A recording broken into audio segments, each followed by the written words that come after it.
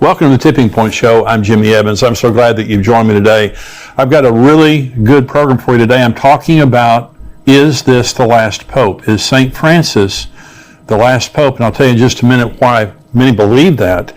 And I believe it certainly could be true, but I'm going to talk about that in just a minute. Remember, our conference is coming up September the 17th here in Dallas-Fort Worth at Fellowship Church, Grapevine, Texas, 5 minutes from DFW Airport. We would love to have you come. It's going to be from 9 in the morning until 5:30 in the afternoon. It's going to be myself, along with Rabbi Jonathan Kahn, Greg Laurie, Dr. Mark Hitchcock, Billy Crone, and Pastor Ed Young. He's going to be there. Great speaker. He's the pastor of the church. We would love to have you come and be a part of the conference that day. It's a week before Rosh Hashanah. Now, I believe the Feast of Trumpets, and I believe that some year the rapture will occur during the Feast of Trumpets. It's the fifth feast. The first four feasts have been literally fulfilled. This is the fifth feast. I believe the fulfillment of that is going to be the rapture. It's a 2-day feast. So if I told you that Jesus was going to come for the church during the Feast of Trumpets, you still don't know the day or the hour. In fact, one of the things that the Jews call the Feast of Trumpets is the day that no one knows. So this is a week before the Feast of Trumpets, and the purpose of it is to encourage us and to educate us about what's going on in the world and to prepare our hearts for the return of Jesus. Now, it may not be this year. I'm hoping it's this year with all the things that are going on. We would love to have you be a part of the conference. It's $99 for the conference to physically attend, $49 for the live stream. And the live stream is good for 30 days. If you can't watch it that day, you've got 30 days to watch it, and you get a 20% discount. For all of our YouTube viewers, we're giving you guys a 20% discount. So if you'll just go on conference.endtimes.com, the information is there on your screen, and just enter into the promo code there, endtimes20, you'll get a 20% discount. And so we'd love to see you there. It's going to be a fantastic conference, and I can't wait for that time. I'm waiting for Jesus to return. And so you say, Jimmy, you're an escapist. I really am. Jesus said, pray that you may be counted worthy to escape all these things and to stand before the Son of Man. We're going to occupy until Jesus comes, but I'm praying that Jesus comes very soon with all the signs of the times that are happening, and I'm talking about on the program today. I really do believe that Jesus is coming very soon. So we would love to see you at the conference on September 17th right here in Dallas-Fort Worth area. And on the website there, when you go to conference.endtimes.com, we have hotel information, airline information, all that kind of stuff is right there on the site. Now, I want to talk in this message about the final pope. And you say, well, why do we believe that Francis could be the final pope? Well, here's a book by my friend Tom Horn and also Chris Putnam. Chris has gone to be with the Lord, but Tom is my friend. And this book is called Petrus Romanus, which means Peter the Roman. And the subtitle is The Final Pope is Here. Now, this is a very thick book, very well written, very well documented. And Dr. Tom Horn believes that this is the final pope. And I'll tell you in just a minute what the Lord showed him about the final pope. So this book, Petrus Romanus, it goes back to a prophecy of the popes, which is a short, 112 short cryptic phrases in Latin, which purport to predict all of the future Roman Catholic popes, beginning with Pope Celestine II. Now, the prophecies were first published by Benedictine monk Arnold Wyon in 1595. And Wyon attributes the prophecies to St. Malachi, who was a 12th century archbishop of Ireland. And according to an account put forward in 1871, Malachi was summoned to Rome in 1139 by Pope Innocent II. Now, so he went from Ireland to Rome, but he didn't go by the sea. He went by land. He traveled the continent of Europe, and he was sickened, when he went across the continent of Europe by the squalor, the poverty, the disease, just how downtrodden the people were, the masses, all across Europe until he got to the Vatican. When he got to the Vatican, he was sickened by the opulence and the luxury. It was exactly the opposite of what everyone else was going through, and it just broke his heart.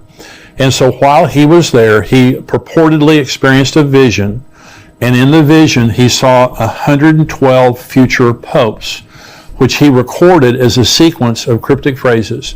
And the manuscript was then deposited in the Vatican archives and forgotten all about until it was rediscovered in 1590. It's highly contested in a lot of the Catholic circles.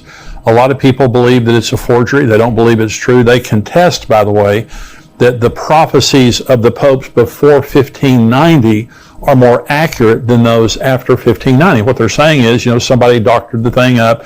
They're saying that St. Malachi had these visions, and so they went back and made all this stuff up, and they go forward, and they're not as accurate. And I'll show you in just a minute. And this is documented in this book, Petrus Romanus, what he said about many of the popes that are more current, and this current pope right now. And so if the St. Malachi prophecies are true, the significance is, he said there were going to be 112 future popes. And the number 112th pope was going to be the last pope. And the question is, Pope Francis, currently the pope, what number is he? He's number 112. He has been the 112th pope since St. Malachi gave the prophecies, if in fact his prophecies are correct. And so let me just tell you why I believe that they very well could be correct. Now, the interesting thing about Pope Francis is he's 85 years old and he's not in good health. The latest picture I saw of him was he was in a wheelchair and he was talking about retiring. And the Benedict, before Francis, was the first pope in 600 years to step down and to retire. He's still living at Vatican City. We were at the Vatican about 4 years ago, and he was there. He's still living there. And so let's just kind of give you some proof, some reasons that I believe that the prophecy of the popes is true. And the first is, what are the chances out of 112 popes that the final one would occur when all the other end time signs have been happening for 70 years? It's astronomical. In other words, and by the way, if Benedict would not have resigned, he'd still be pope. He's still alive. The popes don't retire. Popes die. They die in office. And so Benedict retired, giving Francis the opportunity to step in and be the 112th pope. So remember, Israel's 74 years old. Okay, and the pope now is 85 years old. Here's what Jesus said. Learn this parable from the fig tree. When its branch has already become tender and put forth leaves, you know that summer is near. So you also, when you see all these things, know that it is near at the doors. Assuredly, I say to you, this generation will by no means pass away till all these things take place. Heaven and earth will pass away, but my words will by no means pass away. So one of the things that you may have heard me say before, but it's worth repeating, and that is, every generation has had signs of the end times. Every generation has, since Jesus. They've had some crazy person you could think was the Antichrist. They've had earthquakes and famines and all those kinds of things like that. We're the only generation that has every sign. We have every sign of the end times, and we're the only generation with Israel. Okay, Israel was destroyed in AD 70. The Romans destroyed the city and the sanctuary, like Jesus said they would in Luke 21. They destroyed the city and the sanctuary, like Daniel said in Daniel chapter 9. And they were scattered to the four corners of the world. Okay, until 1948. Until the most important sign that we have that we're living in the end times is the reestablishment of Israel. But Jesus said the generation that sees these things will see all things fulfilled. What he was saying is the generation that sees the beginning will see the end. And so Psalm 90 says the days of a man's life are 70 years, or if by reason of strength, they're 80 years. We're 74 years in since Israel became a nation. And we have a pope who the St. Malachi prophecies are saying is the final pope, number 112, and he's 85 years old and not in great health. And so if the tribulation started today, and according to St. Malachi's prophecy, the final pope will lead the church, or lead his flock, the Catholics, through the tribulation. He will lead his flock through many tribulations. I'll read you the exact prophecy here in just a minute. And so if the tribulation began today, okay, he would be 92 years old when it ended. So there's a clock ticking really hard on this thing, both the generation that we're living in and also on the final pope.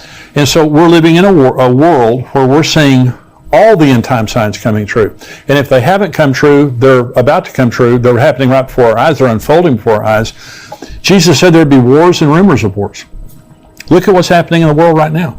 Look what's happening in Russia, in Iran, China, and Taiwan. Russia and Ukraine, China and Taiwan, Israel and Iran. There are wars and rumors of wars all over the world. We have the first generation. When I was 10 years old, I came home one day, and my mother was washing out pans in storage kind of vessels. and I asked her what she was doing, and she said, we're going to a war with the Russians, and we practiced in our school regularly nuclear drills where we had to get under our desk, like that's going to help, if a nuclear bomb goes off. But we had to get under our desk. Since I was 10 years old, this is the most serious nuclear threat that we've ever faced before. Vladimir Putin is maniacal. There's no doubt about that, and he's threatening, Norway, Sweden, all these countries, all the NATO countries. Us in America, he is threatening us with nuclear weapons on a regular basis. Anytime somebody defies him, this is the most serious nuclear threat in my lifetime. And so we have wars and rumors of wars. Jesus said there would be pestilence. Look at COVID. COVID is still making people sick all over the world, but we're in the third year now, almost the third year of COVID. And so look at all that's happening in the world. Famines. We have a worldwide food shortage right now, where you have baby formula shortages, the worst crop in China's history. Their winter wheat crop was worse. 71% of the United States wheat crop was affected by drought. Where I'm from in the Texas Panhandle, somebody told me last week that their entire wheat crop is wiped out. That's the breadbasket of America up in the Panhandle of Texas in that area. And so famines, we have a very serious possibility of worldwide famines that are happening because of bad crops all over the world, and the fact that the sanctions are on Russia, and Russia and Ukraine export 1/3 of the world's grain. So we have a very serious thing. Worldwide fear and panic. Jesus said that men's hearts would fail them for fear and the expectation of things that are coming on the world. Mental health issues are epidemic. And suicide is epidemic, especially among young people.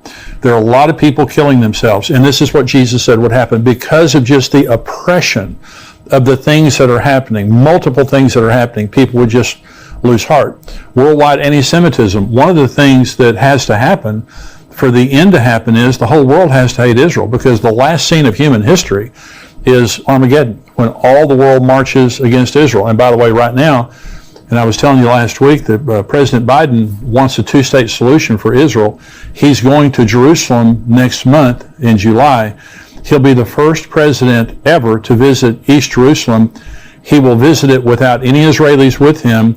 They are bypassing the Israelis and opening an embassy now, a consulate in East Jerusalem, formally recognizing East Jerusalem as the capital for the Palestinians, and going to pre-1967 boundaries. This is what they're pushing for, which means 200,000 people, 200,000 Jews lose their homes in East Jerusalem, 400,000 Jews lose their homes in Judea and Samaria, known as the West Bank.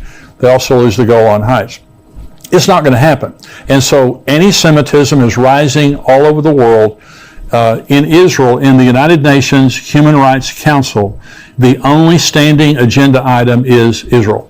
Every single time the Human Rights Council of the United Nations meets, they talk about Israel. And by the way, America called their hand on that just recently, which is a good thing. And so imagine this tiny little nation in the Middle East, the only democracy in the Middle East. They're more like the United States than any other country in the world. This tiny little nation has the world's attention, and the world hates them. They have been censured by the United Nations more than any other country in the world. And so why do they hate them so bad? Because it's the end times. It's a spirit. In Joel chapter 3, God says, I'm going to bring all the nations down to the valley of Jehoshaphat, and I'm going to enter into judgment with you there on account of my people, my heritage Israel, whom you've scattered among the nations, and you're dividing up my land. That's happening right before our eyes.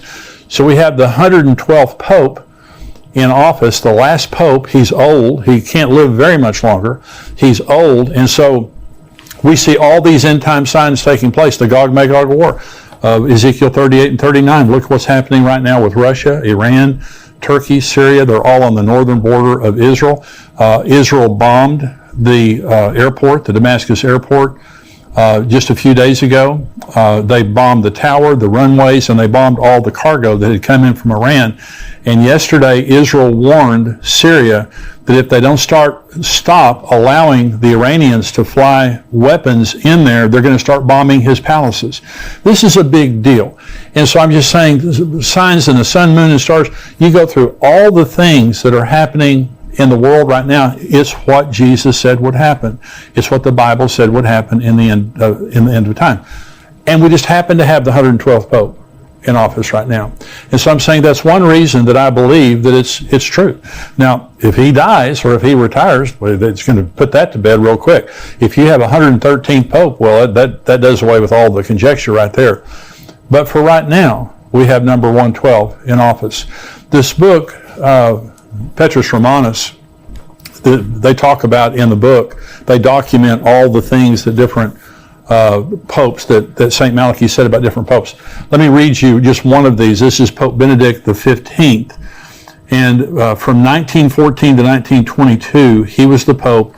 And St. Malachy said of him, religion depopulated. Okay, so in other words, he didn't know his name, but he just described Pope Benedict as religion depopulated. Okay, well, was that true? Well, he was the pope during World War I, and during World War I, the Catholic Church was devastated as far as their members are concerned, but the Russian Orthodox Church lost 200 million members because of the Bolshevik Revolution, and some were killed and persecuted. So 200 million people left the Russian Orthodox Church because during the time of Pope Benedict XV, exactly what St. Malachy said would happen. And so Pope Benedict, by the way, the former Pope before Francis, his resignation was shocking because he was the first Pope in 600 years to resign. Of course, like I said before, he's still alive, but here's the interesting thing. Tom Horn saw in a vision, the Lord gave him a vision that Pope Benedict was going to resign in April of 2012. He said it publicly, that he was going to resign. Okay, well, it hadn't happened in 600 years, so it sounded kind of crazy. Well, so 2012 came and went, April 2012 came and went, and then the following year, in 2013, the Vatican announced that Pope Benedict was resigning. And then they gave an interview to the New York Times, and in the New York Times, they said he had actually resigned in April of 2012, and they were just now making it public. So why would the Lord show Tom Horn? Now, he's my friend, and you can see this on YouTube. Why would the Lord show Tom Horn that the Pope Benedict was going to resign? It's because I believe it validates, again, what they wrote in the book. I believe that this is the 112th Pope, and I believe that, many things are not. Now, let me say one thing. Anytime something is extra biblical, which means if I'm talking about Bible prophecy, something that's clearly in the Bible, I'm going to be very strong about it. I'm not strong about extra biblical stuff. And so I'm not saying, you have to believe this or else. I'm just saying it's another thing out there that gets me to believe that God is up to something and we're living in the end of the end times. The reference to St. Francis, let me just talk about him specifically. So here's what St. Malachy said about the 112th Pope. And this is right now Francis. This is a quote. In the final persecution of the Holy Roman Church, there will sit Peter the Roman, who will pasture his sheep in many tribulations. And when these things are finished, the city of 7 hills will be destroyed, and the dreadful judge will judge his people. The end. That's it. Of all of his cryptic phrases for 112 popes, that's what he wrote about Francis, 112th Pope. And so right now, he's saying that this Pope is going to lead his flock through many tribulations. And then the city of 7 hills will be destroyed. That's Rome. Rome is the city of 7 hills. Rome will be destroyed. Okay, and many people believe now that the Pope is the false prophet. Some people believe the Pope is the Antichrist. But they believe now that the Vatican City, Rome, will be a place of judgment when Jesus returns, judging the false prophet, the Antichrist, those kinds of things. So is it true? In other words, is it true that this is the 112th Pope and he's going to be, the false prophet and lead his flock through many tribulations? We'll see. Now, by the way, when it says Peter the Roman, in this Petrus Romanus means Peter the Roman, and St. Malachy used the name Peter the Roman. So is that his name? Well, Pope Francis' real name is Jorge Mario Bergoglio. And so, but why would he be called Peter the Roman? Well, remember, his name as a pope is St. Francis, or Pope Francis. And he gets that from St. Francis of Assisi. And St. Francis of Assisi's real name was Giovanni di Pietro, that's Peter, di Bernardone. That was his real name. He was Italian. He was Roman. His name can literally be translated Peter the Roman. So it's all these things are interesting, and so do I believe it's true? Based on what I know, I believe it's true. And again, I want to say it's extra biblical, so I'm not being dogmatic about it. But I believe it's very interesting that back in the 13th century, that we had a Archbishop of Ireland who was sickened as he went through Europe and saw the squalor and also the opulence of the Vatican. And if these things are true, the Lord gave him all of these pictures of 112 popes, and he sat and wrote it down with great accuracy in some cases, like I just showed you about the Pope during World War I. And now we have the 112th Pope sitting at the Vatican, old, and we'll see. And I believe, and I've said this before, I don't believe we're living in the end times. I believe we're living at the end of the end times. All these things are coming, to fruition at the same time. And I think it's just another reason to look up, because our redemption is drawing near. It's another reason for us to be careful in the way we're living our lives. Be careful to believe the Bible and to keep your eyes on Jesus and live your life in the right way. There are a lot of people mocking and scoffing and living like, there's nothing's going to happen, and that Bible prophecy isn't true. I believe every word of Bible prophecy is true, and we see all these things taking place like Jesus said they would. And very interestingly, we see the 112th Pope sitting in office right now.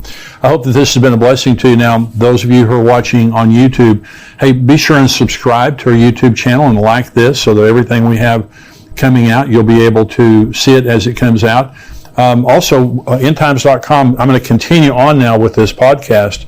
The entire podcast goes to the subscribers of endtimes.com at $7 a month, $77 a year. We would love to have you be a subscriber to endtimes.com. We have articles that come out through the week, videos that come out through the week, myself, Mark Hitchcock, also Greg Laurie. I'm interviewing next week on the show Rabbi Jonathan Kahn. We have different interviews with different experts on different subjects.